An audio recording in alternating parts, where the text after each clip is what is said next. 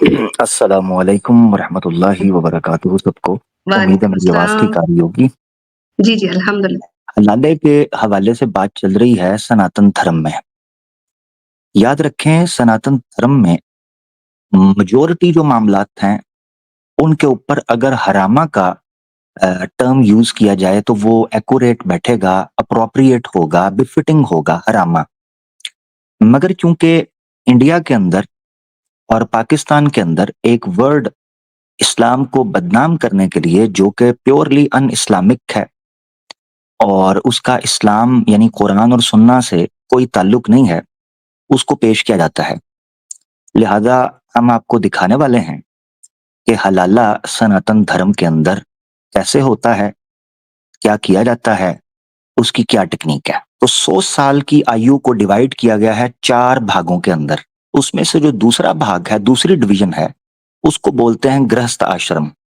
यानी शादी-ब्याह करना, बच्चे और माता-पिता, उनकी बच्चों के आगे तरबियत, परंपराएँ, संस्कार वो सारे चलते हैं।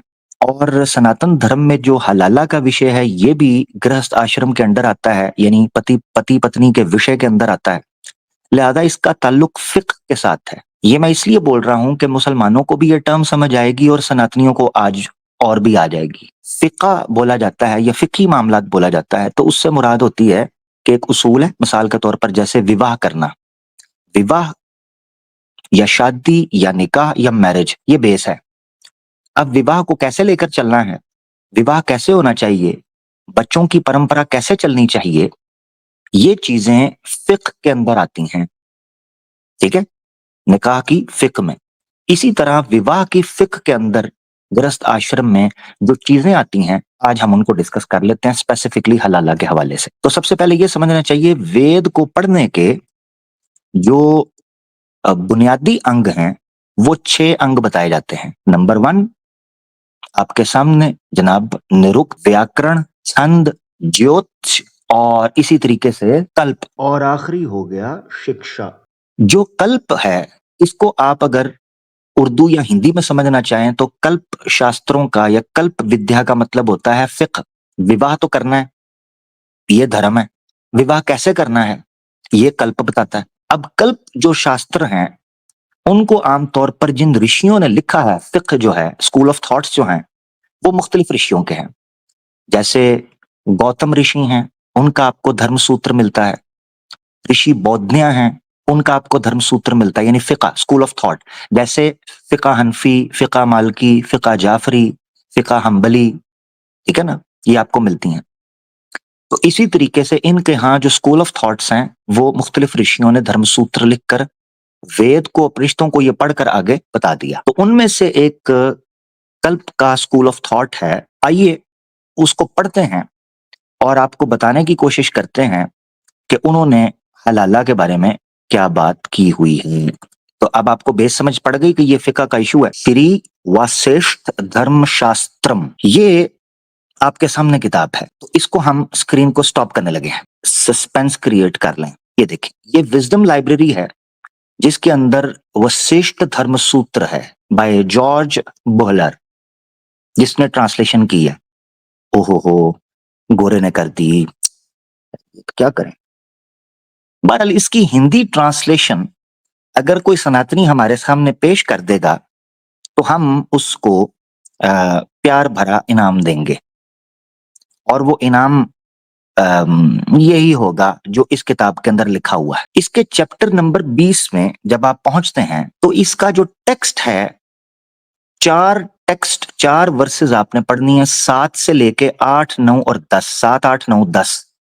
इसमें एक अटोनमेंट, एक कफ़ारा, फ़िदिया बताया गया है कि सनातन धर्म में ये अपशगुन माना जाता है कि कोई शख्स अपने बड़े भाई से पहले शादी कर ले या कोई बहन अपनी बड़ी बहन से पहले शादी कर ले। अब सवाल ये उठता है कि अगर बहुत ज़्यादा चुल मची हो किसी छोटे भाई को, सनातन धर्म के अकॉर्डिंग ऑब्वियसली, और किसी छोटी बहन को बहुत ज़्यादा शादी के सपने आ रहे हैं, तो अगर वो ऐसा कर जाती है, तो इसको रिवर्स, इस डैमेज को, इस अपशगुन को अनडू कैसे किया जा सकता है? इसका मतलब यह है कि अगर एक बंदा जो कि छोटा भाई है, वो अपने बड़े भाई से पहले शादी कर लेता है, तो उसको एक रस्म अदा करनी होगी, एक कफारा देना होगा, एक अटोनमेंट करनी होगी। वो ये होगी कि 12 दिनों के अंदर अंदर, 12 रातों के अंदर अंदर उसको अपनी बीवी को बड़े भाई को देना होगा शादी करवाने के लिए। हलाला सनातन धर्म। तो छोटे भाई को अपनी बीवी को 12 दिनों के अंदर अंदर पहले उसको पेश करना है कि बड़े भाई जी, पहले आप उससे विवाह करेगा, उसके बाद वापस उसको देगा। 8 में जब वो बड़े भाई को दे देगा शादी के लिए, किस लिए? Marry again. दोबारा वो बीवी जब उसके बड़े भाई के बिस्तर से होके आ जाएगी, तो दोबारा छोटे भाई की सजा ये है कि तूने जल्दी की खाना खाने में, तो लिहाजा तेरी सजा ये है कि तू अपनी बीवी को बड़े भाई को पेश करेगा, बड़ा भाई उसके साथ रंगरलियां मनाएगा, सनातन की प्रैक्टिस करेगा for the sake of the layman, और उसके बाद दोबारा उसके साथ शादी हो जाएगी। And take back the same woman whom he wedded first. तो फिर वापस ले लेगा जिससे उसने पहले शादी की थी, छोटे भाई के पास वापस आ जाएगी। यानी टेस्ट ड्राइव के तौर पर 12 दिनों 12 रातों में अंदर अंदर फ्रेश माल जब आएगा घर के अंदर छोटे भाई का, तो बड़ा भाई जो है उस खीर का चखना चखेगा। 9 के अंदर आए, the husband of a younger sister. अब यहां से बात शुरू होने लगी अब बहनों की। पहले 2 वर्सेस के अंदर 7 और 8 टेक्स्ट के अंदर ऐसे मर्द की बात की गई थी जो अपने बड़े भाई से पहले शादी कर ले। 9 और 10 के अंदर ऐसी लड़की की बात की गई है जो अपनी बड़ी बहन से पहले शादी कर ले। फर्क समझ रहे हैं आप?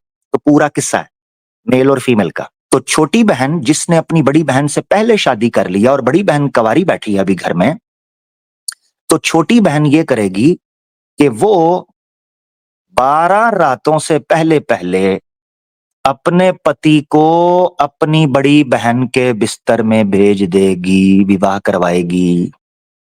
लो जी। यानी दोनों केसेस में लड़की की छतरौल और लितरौल और पलाई हो रही है लड़की की।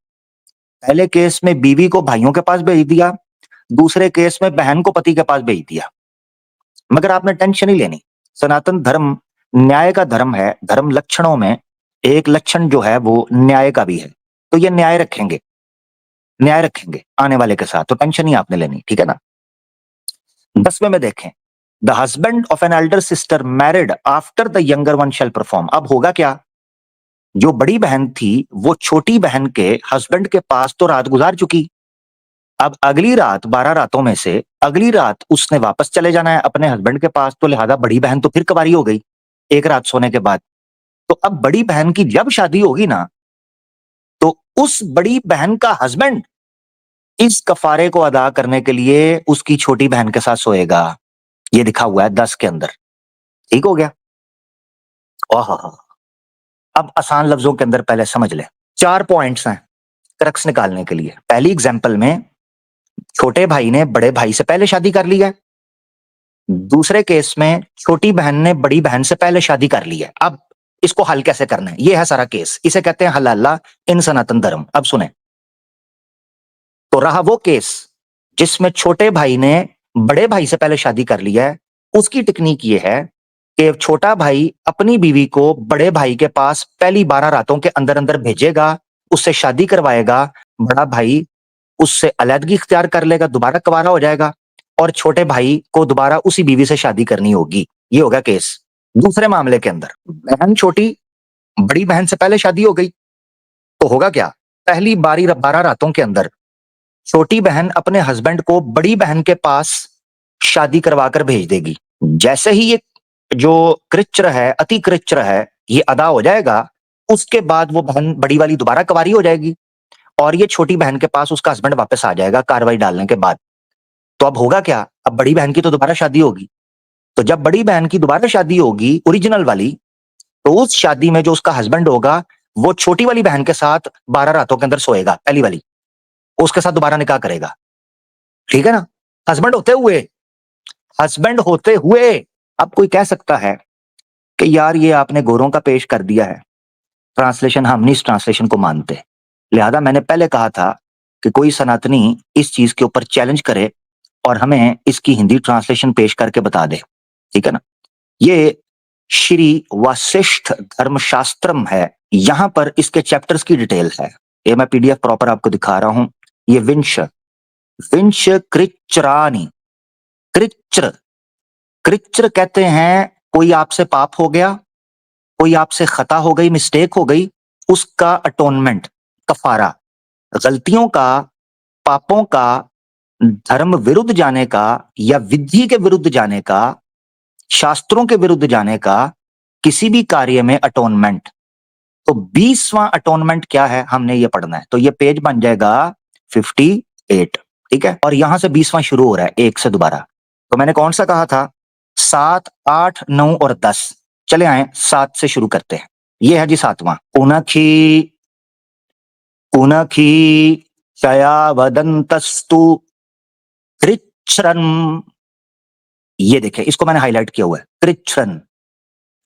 और जो मैंने 12 रातें कहा था, द्वादशा रात्रम, 12 रातों के अंदर, द्वादशा रात्रम, ऐसा पेनंस आपको यहां पर बताने जा रहे हैं जो पहली 12 रातों के अंदर आपको अदा करना है। चरित परिवित्तः, परिवित्तः किसे बोलते हैं। इसी तरह 9 के अंदर एक वर्ड आया, सॉरी 8 के अंदर एक वर्ड आया है संस्कृत में, ये परिविविदानः। परिविविदानः किसे बोलते हैं, ये हम आपको संस्कृत में दिखाते हैं, परिविविदान। ठीक है जी, क्या अर्थ है इसका संस्कृत में, ये देखें।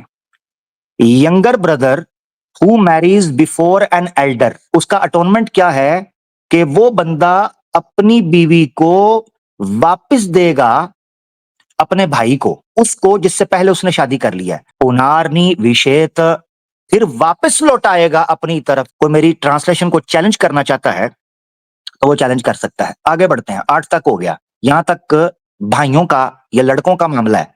अब आगे बढ़ते हैं पेज नंबर 59 के ऊपर, ठीक है जी।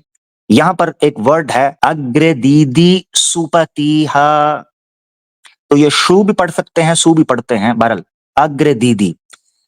इस वर्ड का मतलब क्या है, ये जो वर्ड है यहां से हिंदी बोलने वालों को आराम से समझ आ सकता है, दीदी। आपको पता होना चाहिए हिंदी में आज भी बड़ी बहन को क्या बोला जाता है, दीदी बोला जाता है ना, वो यही संस्कृत वर्ड से निकला है, दीदी। आग्रह का मतलब है पहले, बड़ी बहन से, सुपति जिसने शादी कर ली हो, जिसका पति बड़ी बहन से पहले आ गया हो। चले, को मुझे चैलेंज कर सकता है, डिक्शनरी से भी दिखा देता हूं ताकि वंस एंड फॉर ऑल जो है ना, मेरी तरफ कोई ना उंगली उठाए। ये देखें जी, ये संस्कृत के अंदर अग्रे दीदी सुपति संस्कृत में लिखा है।